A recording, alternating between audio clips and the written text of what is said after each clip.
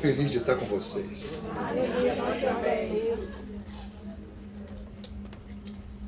E naquele dia, sendo já tarde, olha que coisa, naquele dia, sendo já tarde, comece a raciocinar e a pensar na pessoa bendita de Yeshua HaMashiach, Jesus o Messias, no seu dia a dia, nos seus 3 anos e meio de ministério, em Eretz Israel, nas terras de Israel.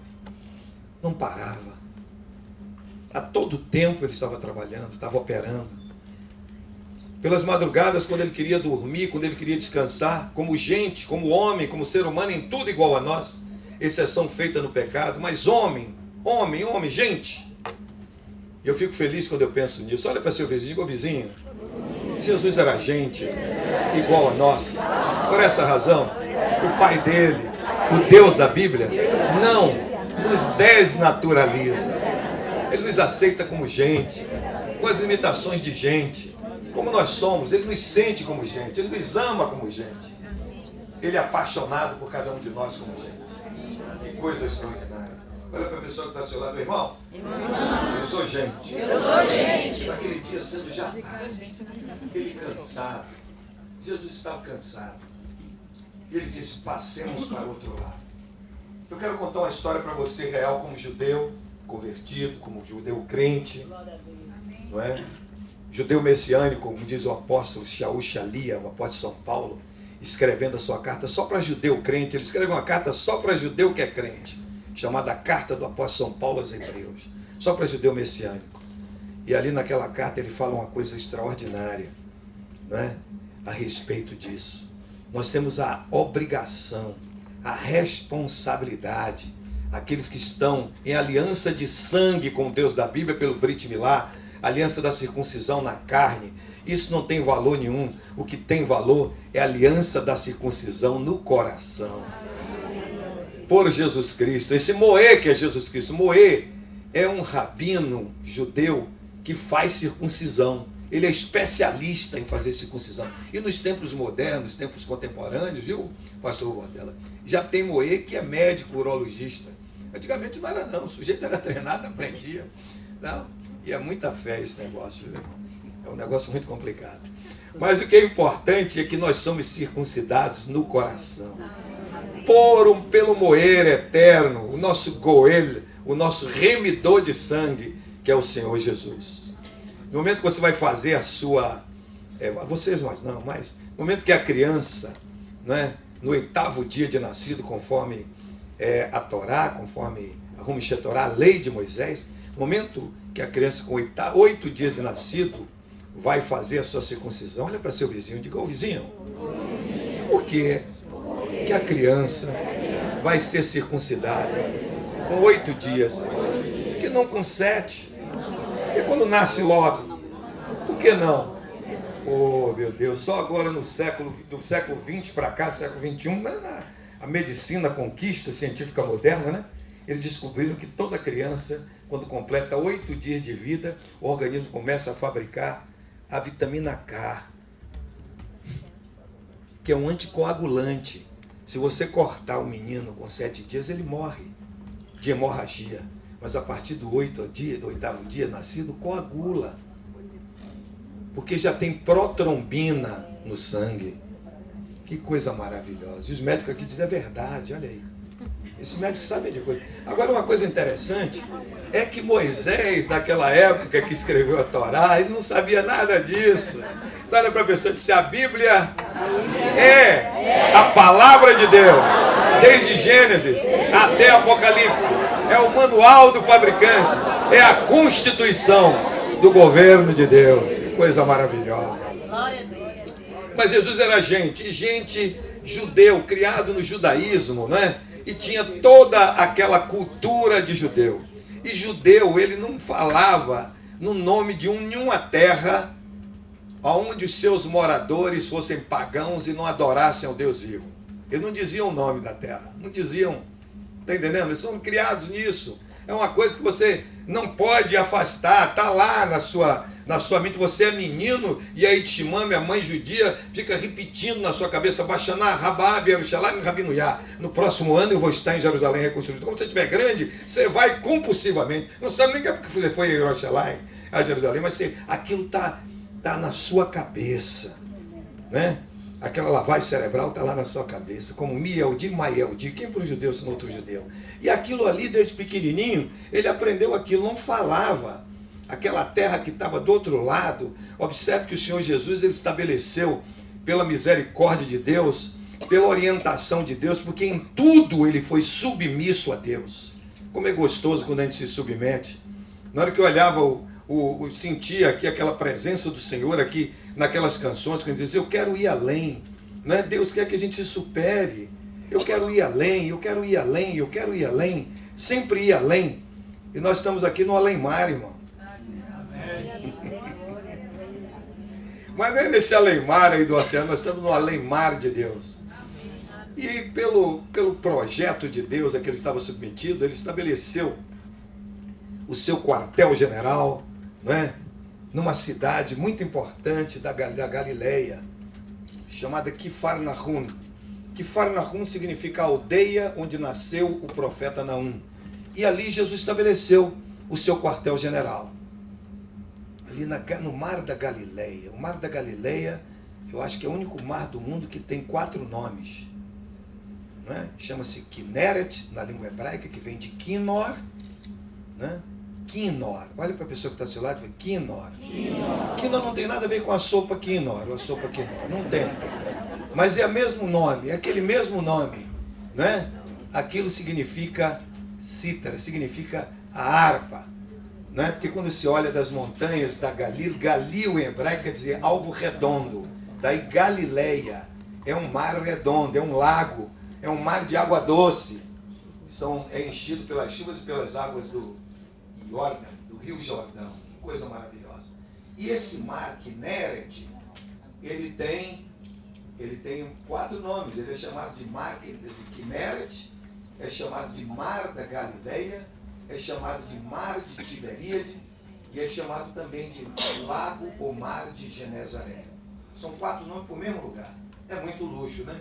Então é uma coisa muito importante esse mar, porque ali o Senhor estava, por isso ele é chamado pescador da Galileia. Jesus não era pescador. Né? Os judeus ele tem a obrigação, o pai, de ensinar o seu ofício ao seu filho. Hoje eles estão descurados desse negócio, mas ensinava o ofício. O pai que é alfaiate, o filho tinha que aprender a ser alfaiate. O pai que era carpinteiro, como o padrasto de Jesus, Yosef, tinha que ensinar a Jesus a ser carpinteiro. Não é? Você pode ser advogado, você pode ser engenheiro, médico, professor, o que você for, mas tem que ter um ofício. Porque se botarem você para fora do país que você tiver, você não morre de fome, você não pode ser médico aqui na Argentina, não é? Mesmo você sendo brasileiro, não pode, tem que fazer concurso, fazer uma série de coisas. Mas se você for boticário, né, souber fazer prótese dentária, qualquer coisa, você vive. Sapateiro, você vai entender por que eles faziam isso?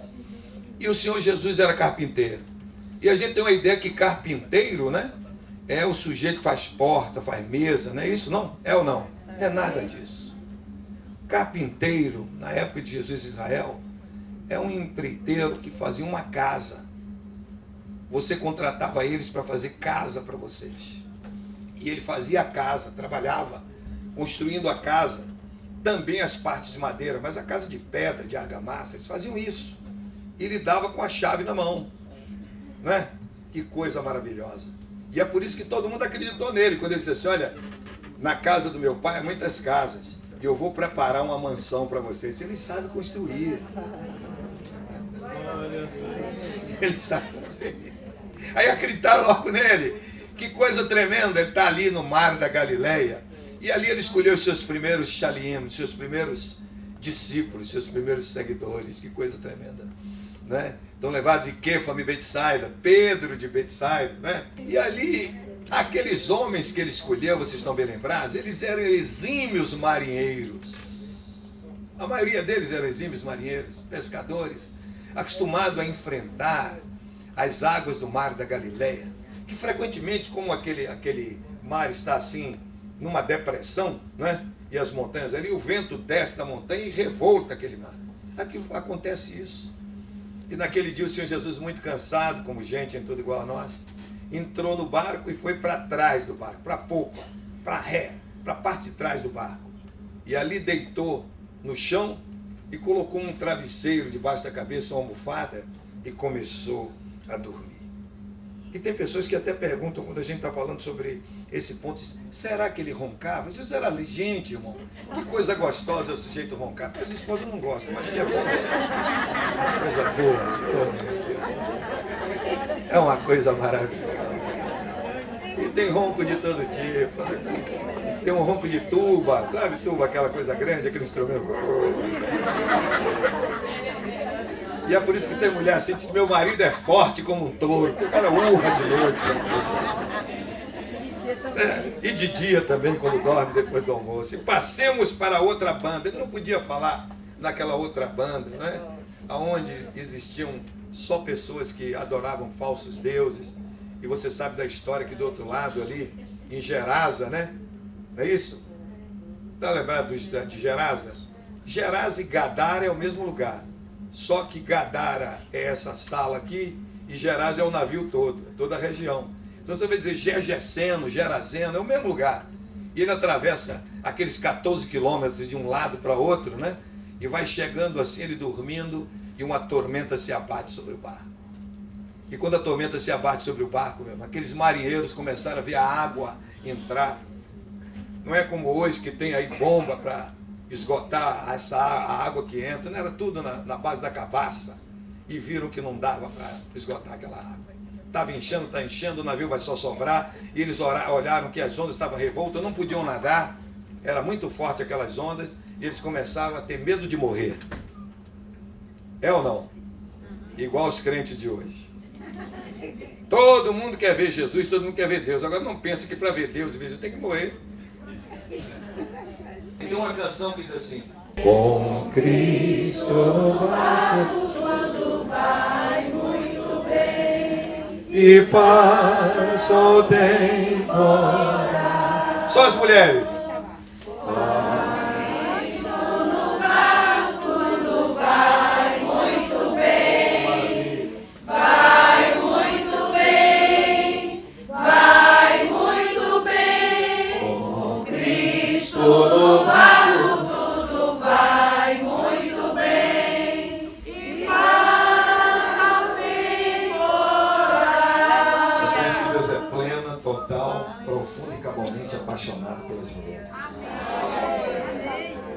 Deus é, se podemos dizer assim, a Bíblia diz que a loucura dele é mais sábia do que a sabedoria dos homens, ele não é louco, mas Deus é loucamente apaixonado pelas mulheres. Porque são as mulheres, e somente as mulheres, que povoam os céus. Se não houver mulheres na terra, só teriam anjos nos céus. Mas tem mulheres na terra, tem salvo nos céus. Tem humanidade na terra, Jesus nasceu em carne, tem igreja, porque tem mulheres. Como ele é apaixonado pelas mulheres. Como ele ama as mulheres. E nenhuma daquelas mulheres fugiu no momento que ele foi preso. Todas os acompanharam e todas estavam diante da cruz. Enquanto os homens, que são muito valentes, corriam frouxos, covardes, fazendo número 1 e número 2 nas calças, no vestido, de medo, aterrorizado, elas estavam ali firmes com o Senhor Jesus. Não deixaram por um momento. E ele foi sepultado, elas estavam ali. E eu fico impressionado, parece que eu estou vendo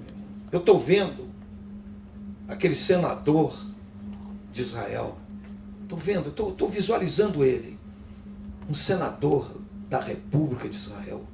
O homem que fazia parte da mais alta corte de justiça, um ministro lá no Sanedrim, que era seguidor oculto de Jesus. Aquele homem que tinha vergonha, teve vergonha de porque ocupava um cargo tão relevante, de ser visto pela plebe rude, ignara e mal cheirosa, acompanhando aquele filho do carpinteiro. Por isso ele foi de madrugada ter com Jesus, com medo de ser visto. E ali ele já tinha, dentro da sua inteligência de ministro da mais alta corte de justiça, entendido que Jesus era o Filho de Deus. E ele chega para Jesus, eles que não permitiam que ninguém fosse chamado de rabi, de mestre, a não ser eles, e chega para Jesus e diz assim: Rabi, eu bem sei que tu és mestre e que tu és vindo de Deus, porque os sinais que você tem feito provam isso. O que é que eu preciso fazer? Isso é a velha mania do homem, é o velho dilema do ser humano. O que é que eu preciso fazer para herdar a vida eterna? Olha para seu vizinho, que você já descobriu que é muito inteligente. Ô vizinho, você não precisa fazer mais nada. Já está tudo pronto. O kit já está completo. É pegar ou largar. Tem um povo ainda que não entende como é o caráter de Deus. Quer dizer, você tem que pagar preço. Não existe preço para pagar. O preço já foi pago. No momento que o Senhor Jesus expirou naquele Calvário e rendeu o seu espírito ao Pai, ele disse algo que não adianta você ir para a língua portuguesa, porque a Bíblia foi escrita em grego no Novo Testamento. O Novo Testamento é em grego. E o grego, hoje em dia, no século XXI, ele tem muita semelhança só com a língua, que é o alemão. Que com a palavra só você expressa um montão de sentimento. Não existe outra língua que faça com isso. No tempo que eu era ímpio, que eu bebia muito, né? Eu bebia um vinho chamado Liebfraumilch. Liebfraumilch em alemão significa o leite da mulher amada. Não precisa você saber discutir o que é, tá? É uma palavra só. Já lhe diz uma profundidade de coisa, né? E no grego é assim também.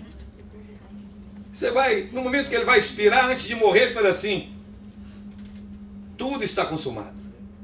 Um doutor da igreja, traduzindo a Bíblia para o latim, a Vulgata Latina, ele chamado Jerônimo, ou São Jerônimo, como é chamado, ele escreve lá: consumatum est, está tudo consumado.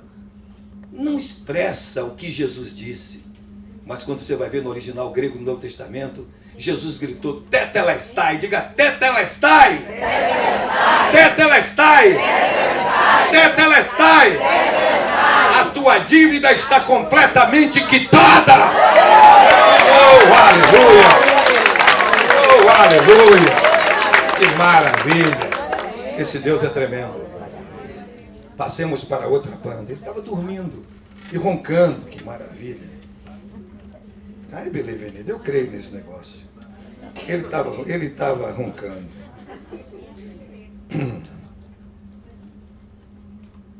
E levantou-se um grande temporal de vento. Subiram as ondas por cima do barco. Você já pensou, meu? As ondas estavam passando por cima do barco. E metade da água estava ficando dentro do barco. E o barco vai descendo, meu irmão. E o marinheiro olhava para um lado, olhava para o outro, não via nem terra, aquela escuridão tremenda. Vou para onde? Vou nadar para onde? Né?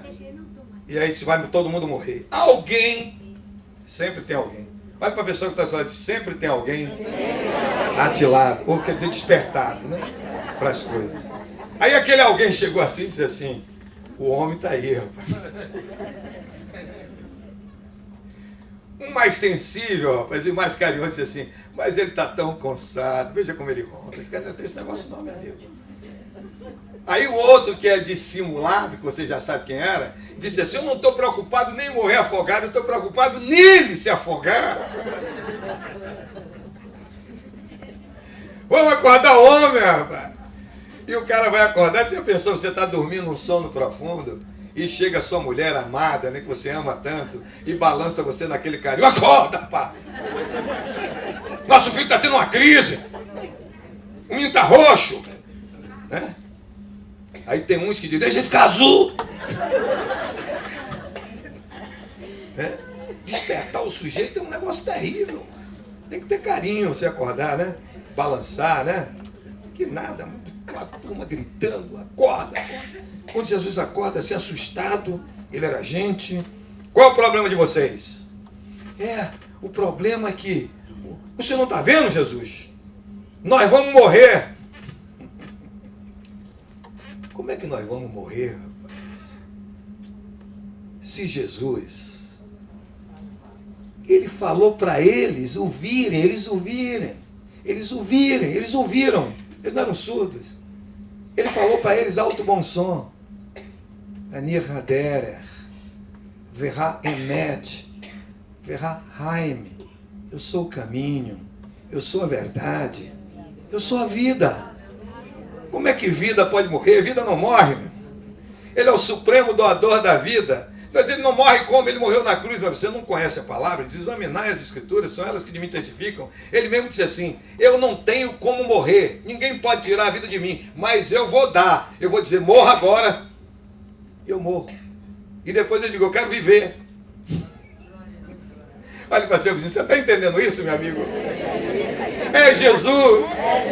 Quando Jesus, a vida cruza com a morte vira a vida. Quando ele cruza com a sede vira satisfação. Quando ele cruza com a fome vira empanzinamento. Você fica cheio, pleno de satisfação do seu alimento. Quando ele cruza com a doença vira cura. Quando ele cruza com a dor vira alegria, porque na presença do Senhor até a tristeza salta de alegria.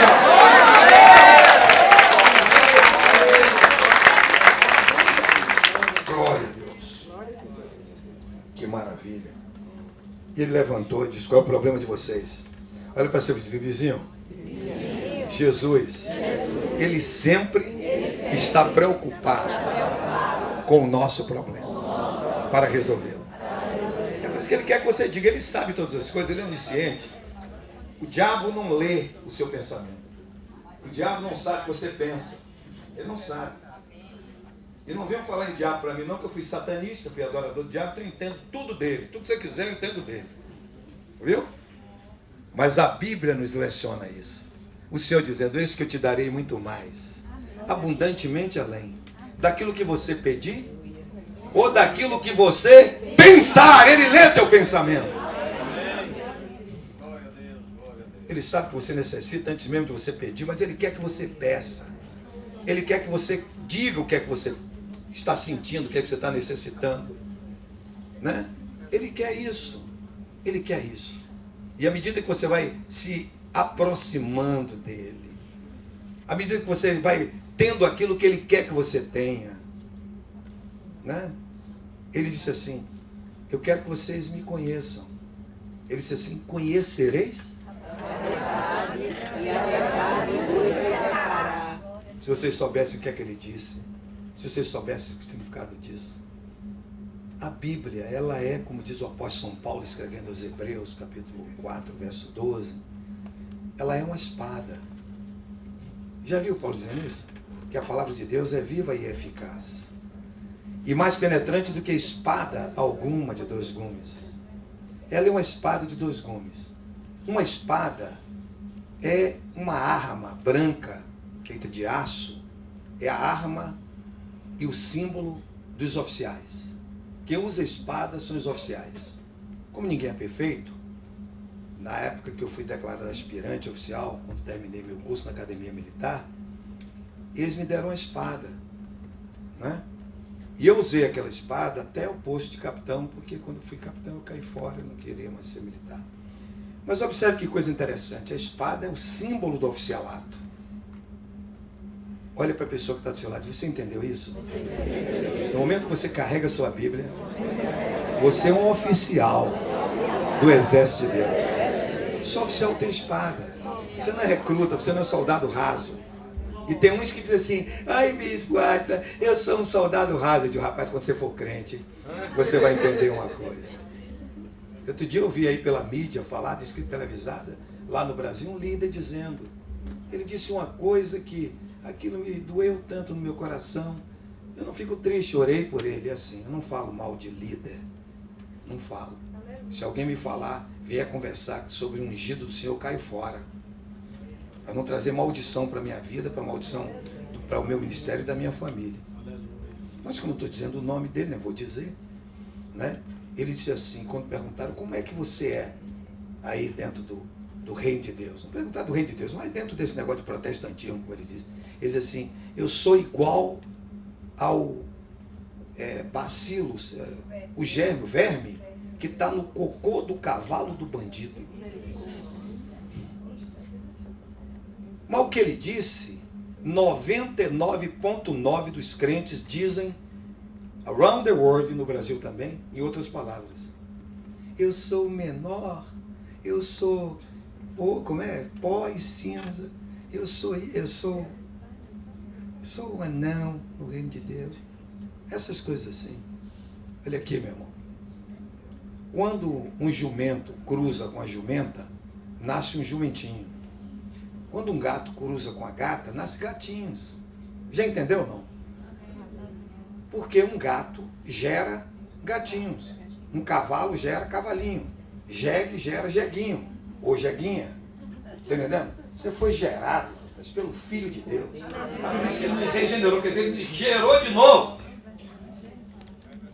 Então ele te fez a imagem e semelhança de um Deus, de uma megacidade tão extraordinária, que Shlomo Hamelech, Ben David Hamelech, o rei Salomão, filho do rei Davi, no dia em que se inaugurou o Beit HaMikdash, o templo de oração, diz assim: ó Senhor, nem os céus dos céus podem conter a tua glória.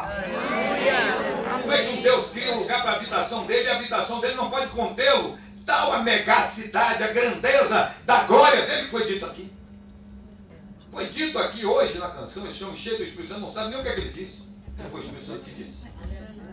E ele estava igual Pedro de Betsaida naquela manhã, embriagado aqui no Espírito Santo. Ele estava assim, o navio balançando e ele vai derrubar o navio. É assim que é bom. Ó Senhor, nem os céus dos céus podem conter a sua glória. E a mais alta categoria dos agentes celestes, os oficiais generais, que assistem ao perímetro do trono de Deus, os serafins, em hebraico, seraf significa aquele que queima, no sentido transitivo do verbo que é queimar.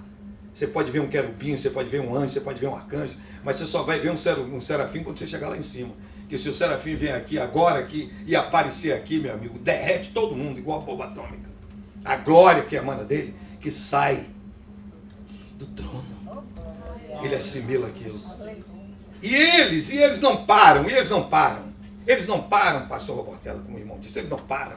Kadosh, Kadosh, Kadosh, Yehová Tisvaot, Melokol Haaretz Kivodó. Santo, Santo, Santo é o Senhor dos exércitos, e a sua glória enche toda a terra.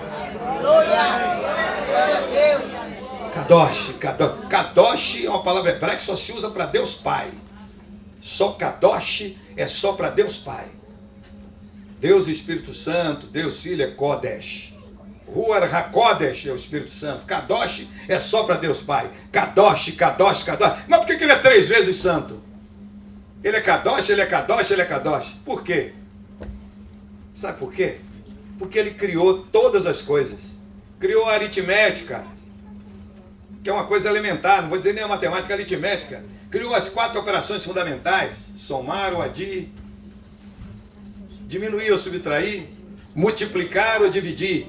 Mas ele não trabalha nem com somar. Deus não trabalha somando. Deus não trabalha subtraindo. Deus não trabalha dividindo. Quem é especialista em dividir é Satanás. Deus só trabalha com multiplicar. E é por essa razão que você não consegue entender a trindade. Porque pergunta o que é a trindade. Você faz a trindade, 1 mais 1, 2 mais 1, 3. Não existe. Aí eu digo assim, o Pai, o Filho e o Espírito Santo, não existe hierarquia. Jesus disse, eu e o Pai somos um. Coloca isso no multiplicar que você vai ver. 1 vezes 1, 1 vezes 1, 1. Eu e o Pai somos um, rapaz. E é por isso que na primeira pregação foram 3.500 almas, na segunda 5.000 e tanto, e vai multiplicando, e o barco está aqui pleno de vocês, e está enchendo todo esse barco da presença do Deus da Bíblia, por causa de vocês. Oh, maravilha! E quando ele toma a gente assim, enche do Espírito Santo, e Jesus diz, qual é o problema de vocês? Ele está falando qual é o seu problema. Você tem um problema? Eles falaram, nosso problema vai afundar, vai todo mundo morrer. Qual é o seu problema? Quem é que não tem problema? Você tem problema? Hein? Tem? Tem ou não tem? Olha aí. Se você tem um problema e não pode resolver, seja qual for teu problema, Deus pode tudo fazer. Se é doença, falta de água, seja qual for o teu problema, Jesus tem a solução.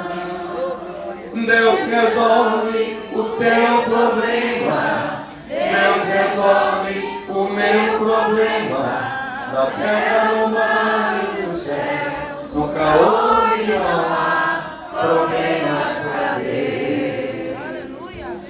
Deus resolve o teu problema, Deus resolve o meu problema. Na terra, no mar e no céu, nunca houve, não há problemas para Deus. Se é nudez teu problema, se falta veste em teu lar, se já não tens uma casa onde a cabeça pousar, se está triste e oprimido, desesperado até, se estás desempregado, Deus cuida bem de você. Deus resolve os teus problemas, Deus resolve os teus problemas. Na terra, no mar e no céu,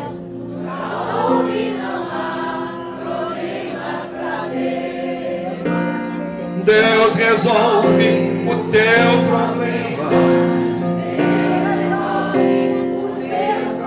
Na terra, no mar e nos céus, nunca houve, não há problemas para Deus. Agora que é o problema? Se o teu grande problema é falta de união, saiba que Deus não opera onde há separação. Vamos unir nossas forças para a batalha vencer. E o teu grande problema, meu Senhor vai resolver. Deus resolve.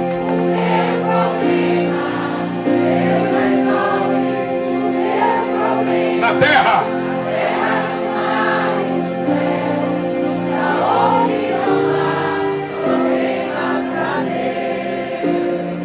Deus resolve o meu, Deus resolve o teu problema. God is solving your problem.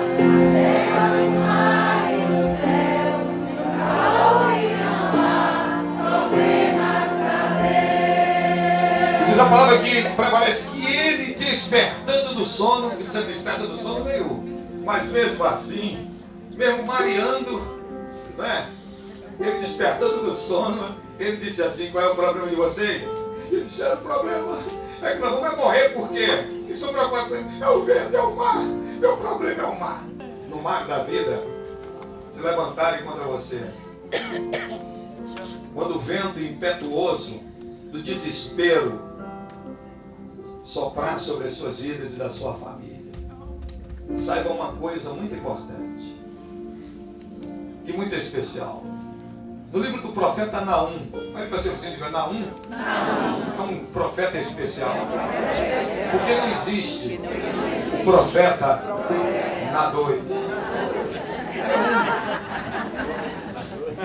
E o profeta Naum, no capítulo 1, verso 3, a palavra que prevalece: Deus tem os seus caminhos nas tormentas e nas tempestades, e as nuvens são o pó dos seus pés. Diga para o seu vizinho: entendeu isso, vizinho? Ele está dizendo que quando as tormentas e as tempestades se abaterem sobre sua vida, Deus tem um caminho de escape. Ele tem uma saída para você. Ele tem um livramento para você.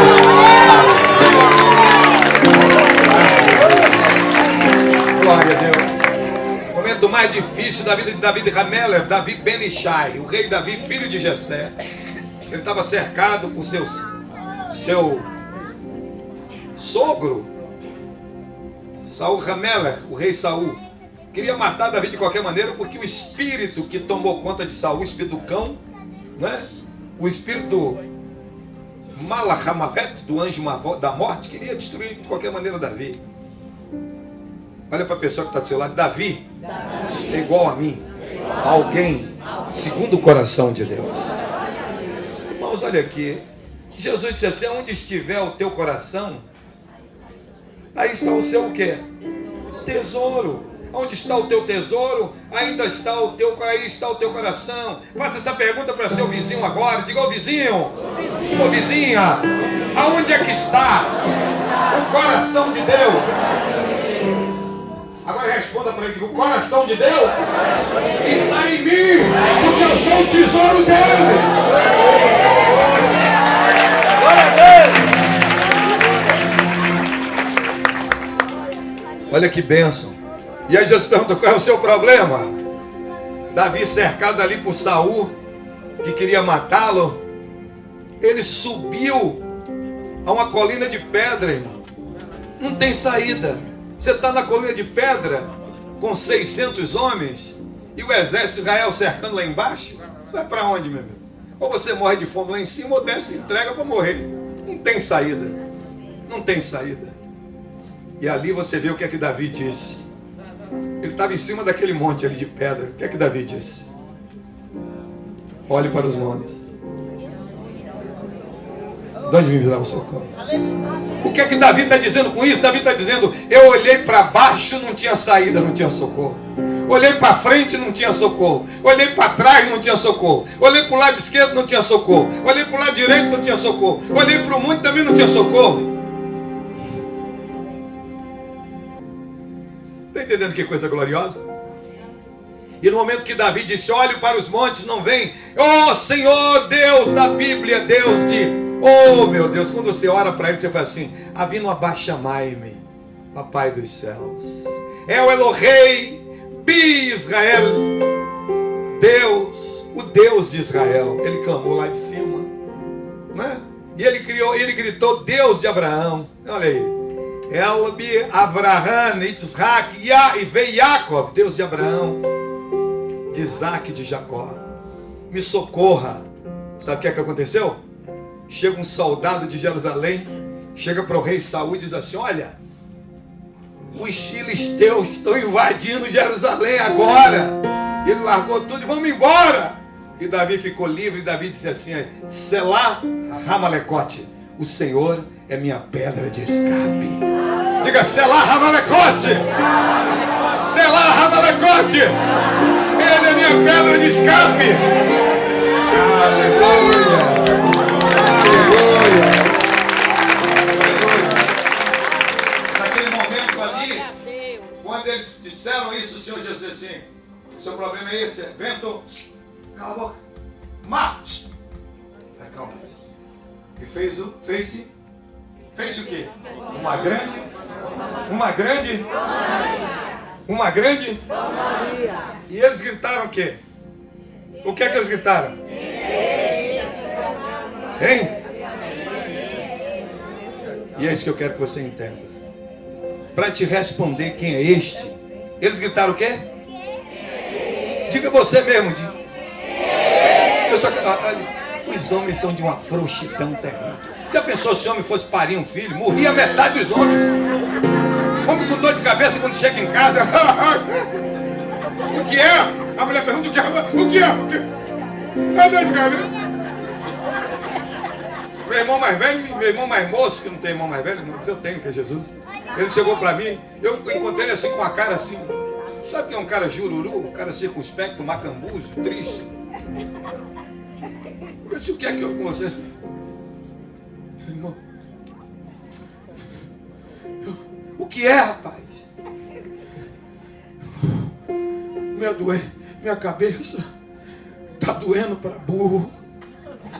Eu digo: sim, daí? Ô meu irmão, eu tô com a tosse cavalar. Oh meu Deus, e o que é mais? Eu não sei, tô tonto, parecendo um guará bêbado. Eu disse: então procure um veterinário. Burro, cavalo. Isso é de médico?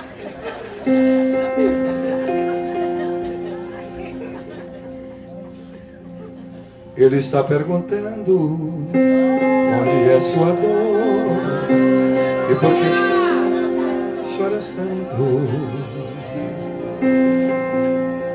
Ele quer te dizer que precisa saber. Oh, meu Deus. Ele quer saber. E ele disse o quê? Quem é este? Quem é este? Quem é este? E eu quero que vocês saibam. Olha para você e diga: vizinho, a Bíblia é a palavra de Deus. E a Bíblia é quem responde nossa pergunta. Quem é este? Quando você pergunta quem é este na Bíblia, diga: quando você pergunta, vizinho, quem é este na Bíblia? E este é Jesus? A Bíblia te responde desde Gênesis, primeiro livro, até Apocalipse. 66 livros da Bíblia respondem a você quem é este. Sabia disso? Pergunte aí: quem é este? Quem é este? Quem é este? Está muito fraco, muito frouxo. E a Bíblia diz que os frouxos não herdarão o reino de Deus. Né? E a Bíblia diz isso em Provérbios 24:10. Se você se mostrar frouxo no dia da angústia, a sua força será pequena. A Bíblia diz: os tímidos, os frouxos, não herdarão o reino de Deus. Eu quero ouvir essa pergunta assim, perguntando a ele: quem é este? Quem é este? Olha, você, as mulheres estão superando os homens. Eu quero ouvir os homens. Quem é este? Se você não for homem, não fale. Os homens. Quem é este? Meu Deus, coisa linda. Quem é este? Agora, fique em silêncio. Você ouviu porque é que Deus é apaixonado pela mulher. Quer ver? As mulheres. Quem é este?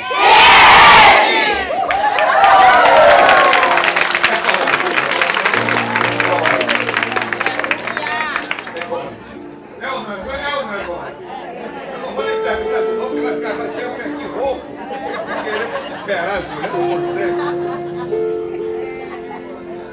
Quem é este? Este é aquele que em Gênesis, ele é o Criador, ele é o Cordeiro de Abel, ele é a Arca de Noé, ele é o carneiro de Abraão, é o poço de Isaac, é a escada de Jacó, é o sonho de José. Quem é este? É este que em Êxodo, ele é o tabernáculo, ele é o sacerdócio. Em Levítico, ele é o holocausto. Em Números, ele é a nuvem de dia e a coluna de fogo de noite. Quem é este? Este é aquele que em Deuteronômio é a menina dos olhos de Deus. Quem é este? É aquele que em Josué é o fio escarlate. Em Juízes, a queixada do jumento. Em Ruth, o goela, o remidor de sangue. Em 1 e 2 Samuel, ele é o doce cantor de Israel. Em 1 e 2 Reis, ele é o templo e o santo dos santos. Em 1 e 2 Crônicas e Esdras, ele é a restauração. Em Neemias e Esther, ele é a festa do Purim. Quem é este? Quem é este? Quem é este? Quem é este?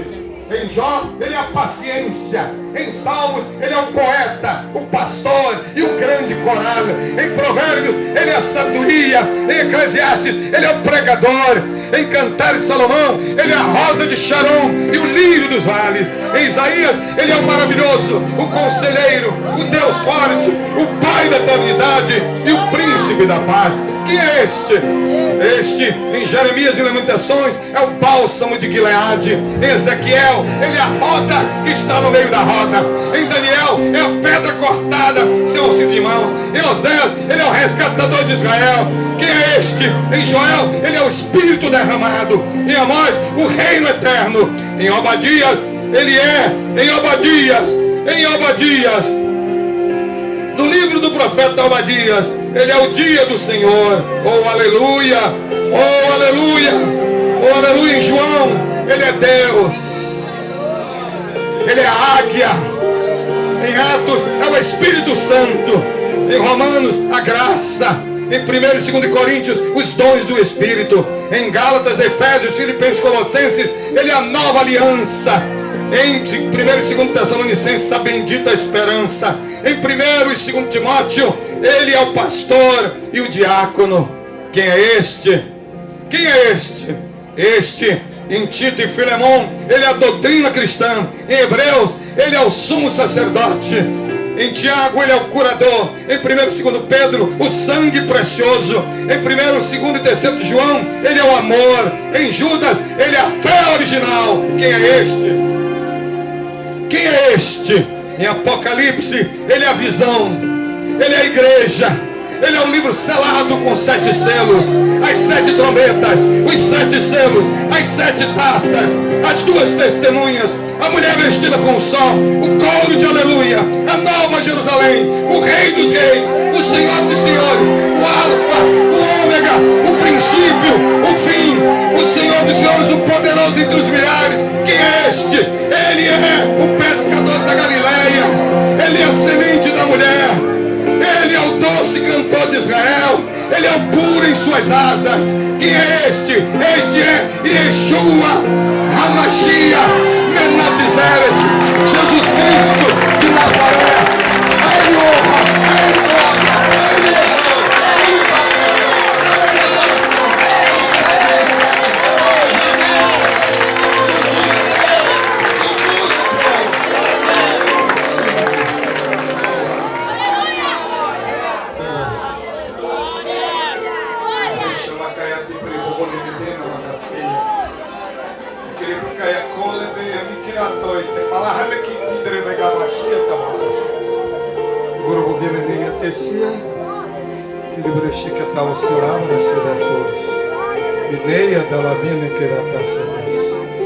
que borra nem que atos que apaia se que atodrem quero boque chibi que traba das ciras gometa e na caia e tu querer bater serimenas gorobonema caiachidas.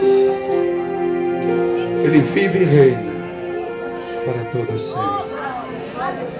Porque ele vive, posso crer amanhã.